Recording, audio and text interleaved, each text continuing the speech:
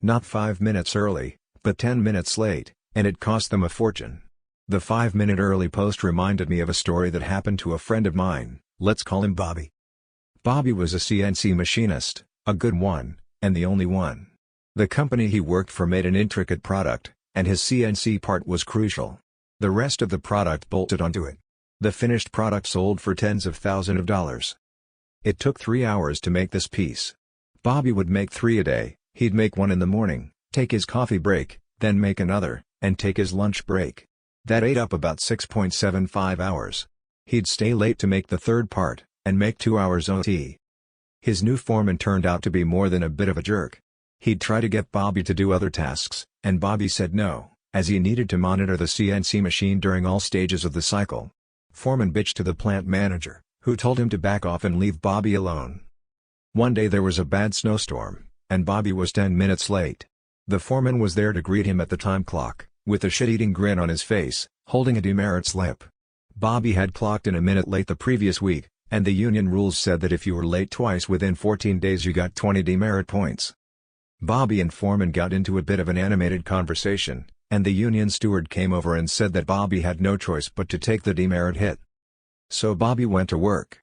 His shift was 8 a.m. to 4:30 p.m., but he usually stayed until 6:30 to finish the last part.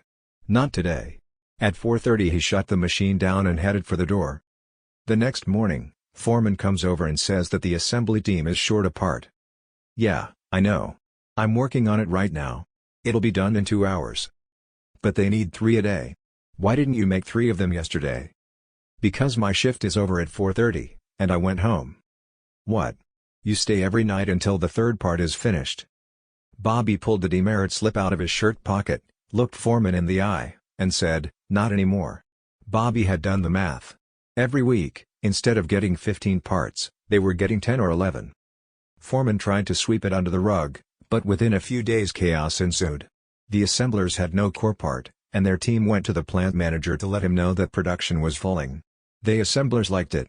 They got to hang around yakking while they waited for the next CNC part to arrive. Eventually, there was a meeting with plant manager, foreman, union steward, and Bobby. Foreman tried to throw Bobby under the bus saying that he refused overtime. Union steward pointed out that, as per the contract, mandatory overtime was only in case of emergencies, and this wasn't an emergency. Bobby had every right to decline the OT. Foreman lost his temper, started yelling at Bobby and union steward, and was asked to leave the meeting. Plant manager knew he was screwed, and looked at Bobby and asked, "What's it going to take to get you to work the overtime?" Bobby smiled, and replied, "As long as foreman is my supervisor, I won't be working a minute of OT." And that was the last anyone saw foreman.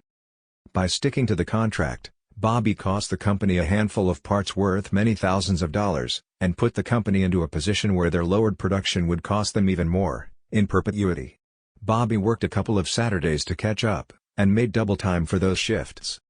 They hired a new foreman, who was explicitly instructed, "Do not, under any circumstances, fuck with Bobby." Thank you for listening. Please like, comment, and subscribe.